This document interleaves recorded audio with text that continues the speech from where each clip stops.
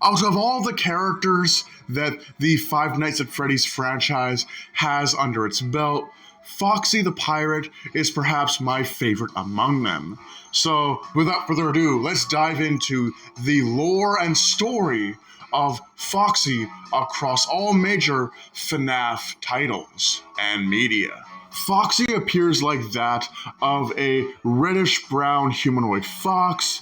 He is dressed in brown shorts and has a black eye patch. And of course, because Foxy is a pirate, he does have a hooked hand and a few gold teeth.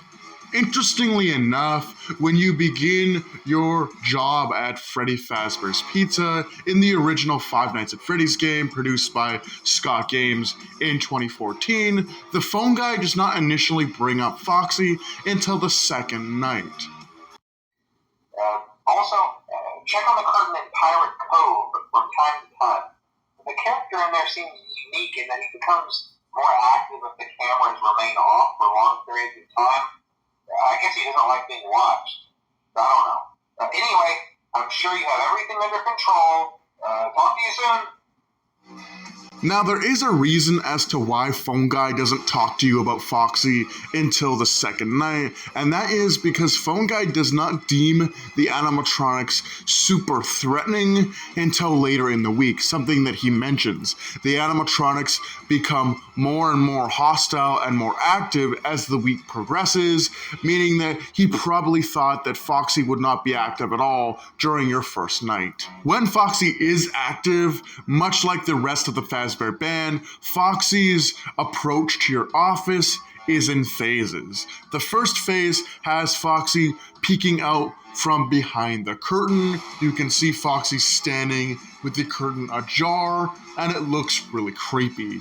The second phase is Foxy straight up leaving Pirate's Cove entirely, with him standing off to the side of the camera, with his mouth agape, showcasing all his sharp teeth and his eyes glowing in the camera light.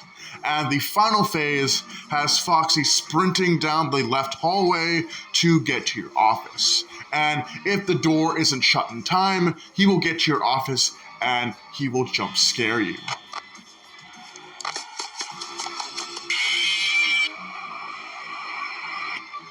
Now, upon killing the night guard, the animatronics will proceed to stuff the body of that night guard into an empty Freddy Fazbear suit.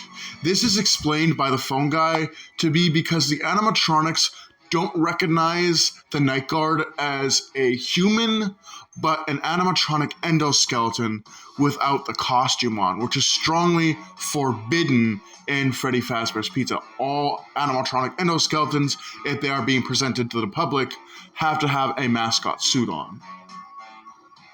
Another explanation to the animatronics' hostile behavior is that the animatronics are possessed by the souls of William Afton's victims. William Afton was a prolific serial killer and killed various children at Freddy Fazbear's Pizza, which is why the animatronics are possessed. The animatronics might even recognize you as William for some reason, and so their first instinct is to kill you because they think you're William.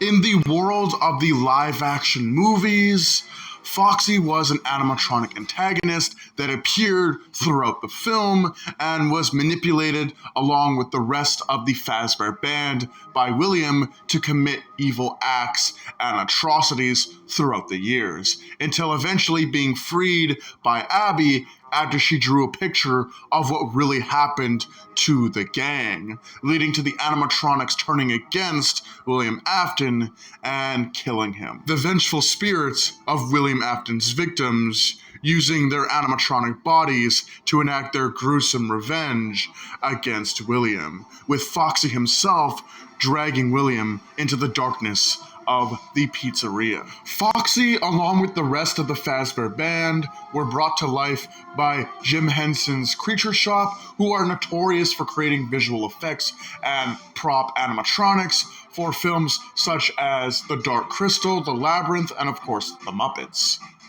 And then there's the world of the books.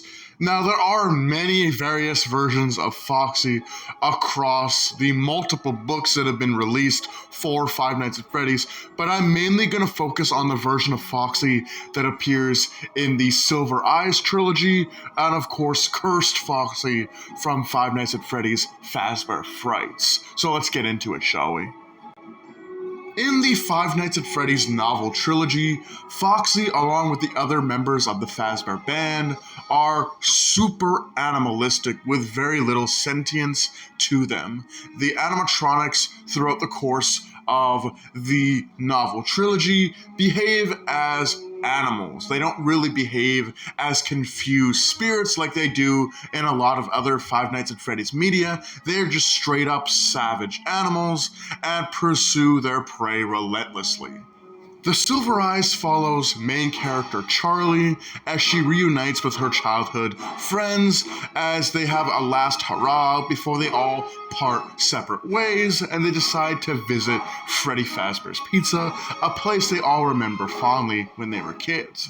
So they go there and they discover that the seemingly abandoned pizzeria isn't as dead as they think it is, as the animatronic mascots appear to follow and chase them throughout the pizzeria. On top of the animatronics appearing very animalistic in the novel trilogy, the animatronics also appear to sport inhuman amounts of strength, and this is highlighted with Foxy specifically, as we see a scene where Foxy chases Charlotte Emily into an arcade. She hides behind an arcade cabinet while she watches Foxy throw arcade machines across the room against the wall and across the floor as if they were model trains, as if they were toys, basically. So Foxy, along with the other animatronics throughout the events of the novel trilogy, showcase many feats of inhuman strength. On top of this, Foxy's hook is shown to be very, very sharp, as throughout the course of the Silver Eyes, Foxy can be seen to lacerate multiple people.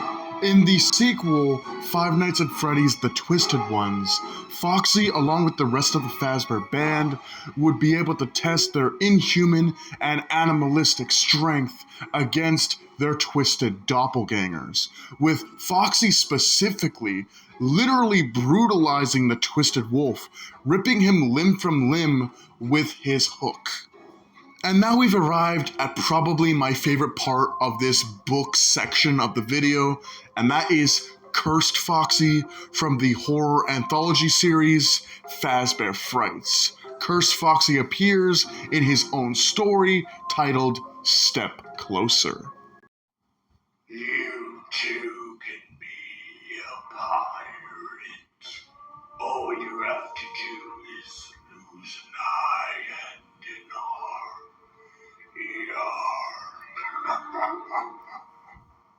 The story opens up with Pete, our main character, and he's taken his little brother to Freddy Fazbear's Pizza so he can hang out there with his friends.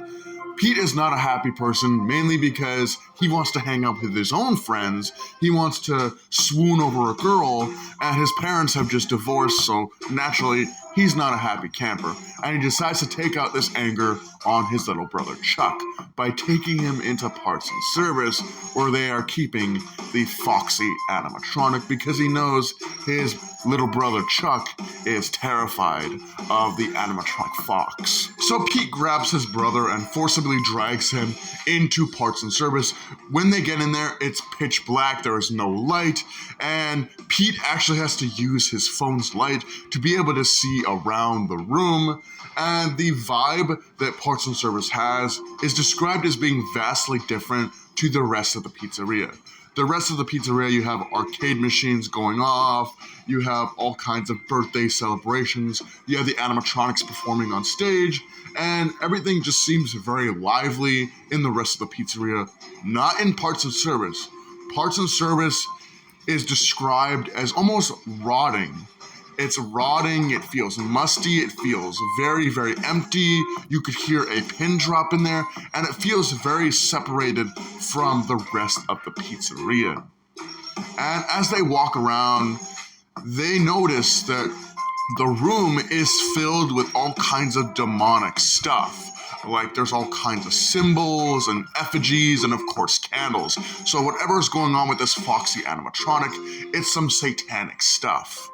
Also, something that is super interesting here is that Foxy, along with his Pirates Cove show stage, are in parts and service. Now, I'm gonna float a quick theory here, and that is, I'm wondering if in Five Nights at Freddy's Step Closer, if Cursed Foxy isn't actually damaged, but instead in this continuity being built. That could explain why both the animatronic and its show stage are in parts and service. If you don't know, when animatronics and attractions are being built, usually the show stage is built alongside the animatronic, and that could explain why Foxy is present in Pirates Cove while also being in parts and service. Alright, so the pair of them arrive at Foxy's Pirate Cove, and Pete proceeds to throw Chuck onto the show stage and tries to activate Foxy. Foxy does not activate right away, with Pete pressing the button repeatedly, and Foxy does start to activate, but this scares Chuck so much that he runs away and hides, and Foxy does activate, the curtain opening up, and Foxy starting to sing a pirate song. However, creepily and eerie enough, Foxy gets stuck on one lyric, and that is, "You too can become a pirate. All you have to do is lose an eye and an arm." And the animatronic seems to be broken down, so obviously it's saying these things repeatedly, just glitching out, spazzing around, and just repeatedly saying that one line from this pirate song. And I find it quite ironic that Pete brought his younger brother, Chuck, into the maintenance room to scare him with Foxy, yet it is only Pete who is scared of Foxy now. And things are pretty basic from here, your run-of-the-mill paranormal haunting stuff. We follow Pete as he just goes downhill from here.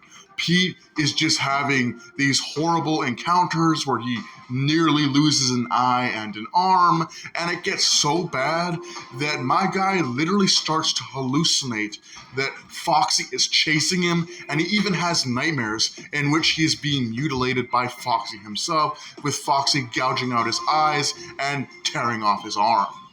And it gets really bad. It all accumulates in the school fair.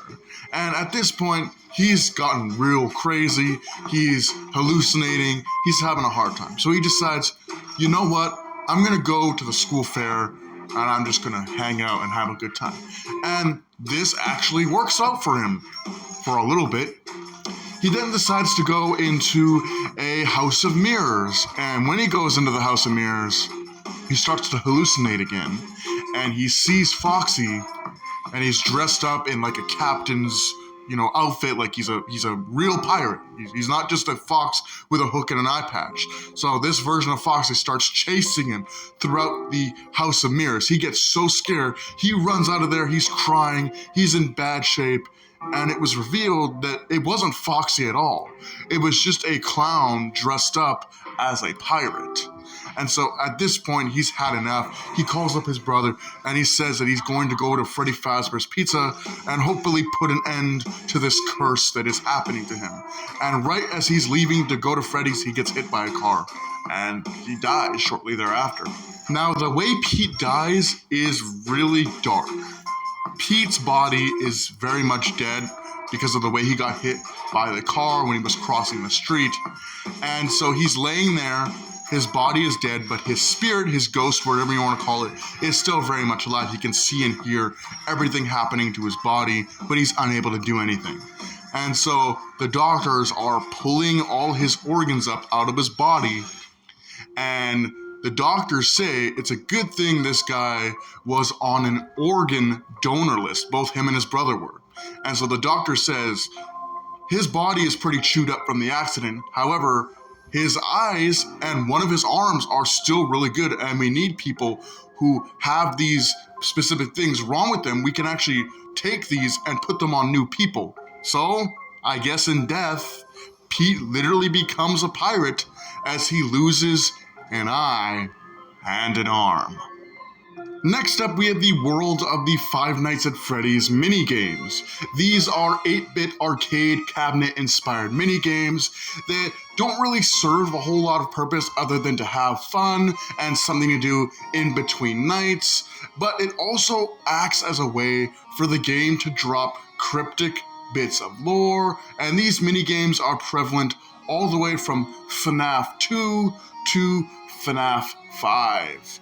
However, we're only going to be focusing on the ones featuring Foxy from Five Nights at Freddy's 2 and Five Nights at Freddy's 3, respectively. First up, we have Foxy's Go Go Go minigame from Five Nights at Freddy's 2. During the minigame, you will have to run out to the children 3 times. The first 2 times, when Foxy runs out to greet the children, they will be happy and excited to see him. However, on the 3rd time, Purple Guy, otherwise known as William Afton, will be standing outside of Pirate's Cove, and when you enter the room, the children are not excited because they're dead. There are 5 dead children, and the minigame just ends. Now, at first glance, it does not seem like this minigame reveals anything too crazy when it comes to the overarching story and lore of Five Nights at Freddy's, but it does reveal one thing, and that is that William Afton most definitely was an employee at Freddy Fazbear's at some point in the past, which would give him easy access to commit his murders of the 5 kids who would eventually go on to possess the Fazbear Band. Not only that, but we get to see a pre-possessed Foxy bear witness to William Afton having just killed 5 children. Foxy also has a minor role in the Five Nights at Freddy's 3 post-night minigames, where Foxy, like the rest of the Fazbear Band, gets taken apart by William Afton in a feeble attempt to stop the animatronics from ever attacking him. Little did William Afton know that he basically just freed the souls of his victims from their animatronic vessels and allowed them to haunt him personally. In Five Nights at Freddy's 2, a withered version of Foxy appears, but it is heavily implied that this is not the version of Foxy from the original Five Nights at Freddy's game, but instead a alternate version from a completely different pizzeria. Given how different this version of the character looks, having a much longer and more pronounced snout, and even its body shape and endoskeleton are completely different compared to the original Foxy. Something interesting about Foxy's behavior in Five Nights at Freddy's 2 is the addition of the spare Freddy head. The phone guy talks about the spare Freddy head and that Fazbear Entertainment has given the night guards the ability to wear this spare Freddy head to avoid getting attacked by the animatronics. However, it does not work on 2 specific characters. Foxy is not fooled by the spare Freddy head, which is never given a real reason, and the puppet is not fooled by the spare Freddy head either. If you put on the spare Freddy head once Foxy is in your office, he will still kill you. Furthermore, if Balloon Boy arrives in your office, Foxy will instantly kill you because Balloon Boy is unable to jump scare and kill the player, which I find to also be an interesting mechanic between obviously Balloon Boy and of course Foxy. And because of this interaction of Balloon Boy getting into your office and Foxy finishing you off, it led to a lot of people believing that Balloon Boy and Foxy were in cahoots somehow, that Foxy and Balloon Boy were like friends, and Foxy was there to kill you because Balloon Boy couldn't do it. Really cool stuff, and I love the community for it. Five Nights at Freddy's 3 gave us the ghostly Phantom Foxy, who is basically just a remodeled version of Withered Foxy, just without his hook, and a lot more dirtied and scuffed up, with glowing white eyes. When encountering Phantom Foxy, he will appear in the left corner of your office, where he will stand there for a few moments menacingly. He will then lunge at the player, initiating a jump scare before vanishing as quickly as he appeared. Adding to the ghostly nature of the Phantom animatronics, it can be debated that the reason why the Phantoms suddenly appear on night 2 is because of Springtrap. By bringing Springtrap to Fazbear's Fright, it has also awakened something, and that something being the Phantom animatronics, which would explain why they suddenly start to appear after Springtrap is brought to the location. Five Nights at Freddy's 4, the final chapter, introduces us to the terrifying Nightmare Foxy, with Nightmare Foxy appearing as less of an animatronic and more of a monster. He's got razor-sharp teeth, half of his snout is missing, revealing the endoskeleton underneath. He has glowing yellowish-red eyes, and has wires and mangled parts coming out of him. His claws are razor-sharp, as well as his hook.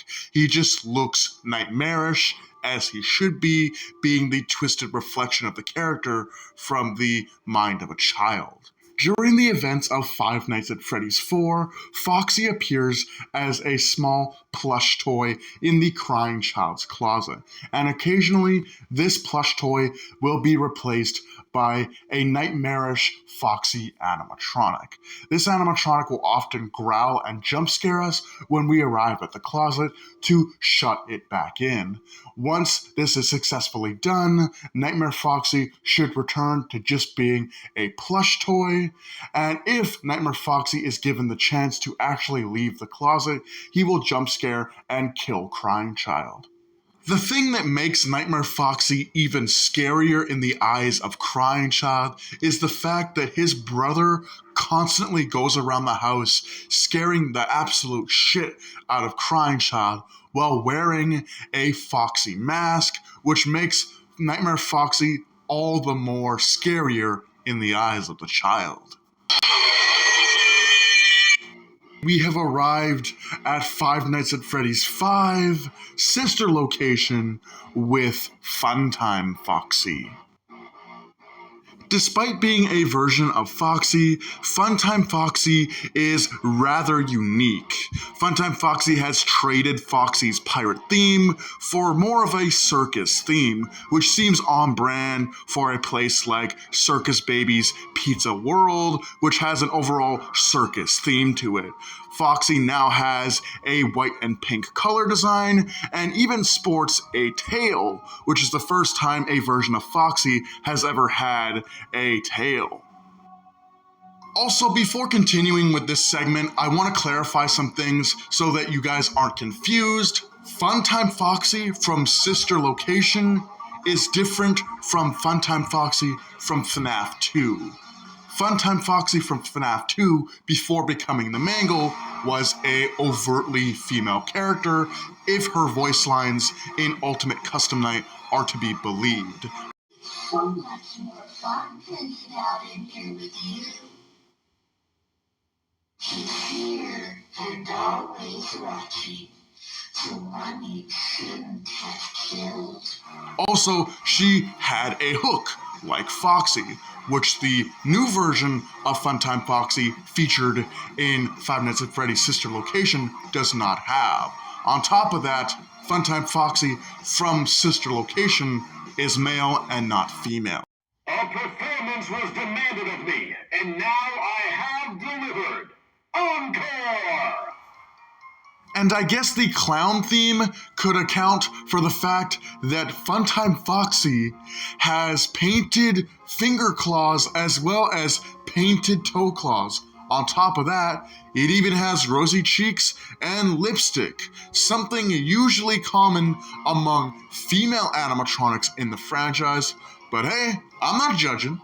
During the events of Five Nights at Freddy's, the sister location, Funtime Foxy does not play a huge role, but does have a spotlight scene for himself. And that is a sequence in which the character has to traverse through a dark auditorium while Funtime Foxy is actively hunting us. We have to sneak by him and get to another room while avoiding Funtime Foxy. If Funtime Foxy catches us, he will attack and kill us, showing us the gruesome sight of his skull.